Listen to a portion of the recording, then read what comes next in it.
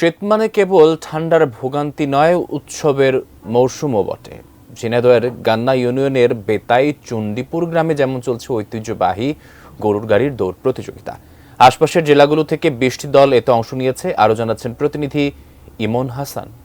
হ্যাঁ, ঠিক এই মুহূর্তে আমি অবস্থান করছি ঝিনাইদহ সদরের গান্না ইউনিয়নের যে চণ্ডীপুর মাঠে। একটু জানিয়ে রাখি, এটি হচ্ছে যে 17 বছর ধরে এখানে গরুর দৌড় প্রতিযোগিতা হয়ে আসছে।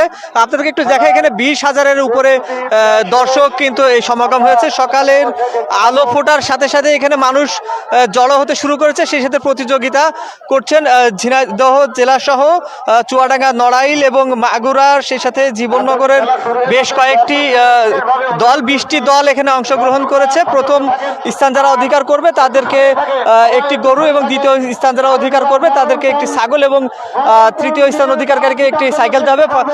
আপনাদেরকে দেখাচ্ছি ঠিক এই মুহূর্তে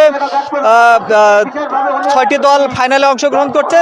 যশোর, নড়াইল এবং ঝিনাইদহের চুয়াডাঙ্গা থেকে কয়টি দল অংশগ্রহণ করছে। তো আপনাকে একটু জানিয়ে রাখি, সাধারণ মানুষ সেই সকাল থেকে এই সন্ধ্যা পর্যন্ত অধীর আগ্রহে কিন্তু এই ফাইনালটা দেখার অপেক্ষায়। আমরা এই মুহূর্তে অবস্থান করছি ঝিনাইদহের যে গান্নার, এটা কিন্তু খুবই ঐতিহ্যবাহী একটি জেলা। তো এইটিকে ঘিরে উৎসব মুখর পরিবেশ। পাশে কিন্তু আমরা এখানে মেলা বসেছে সকাল থেকেই।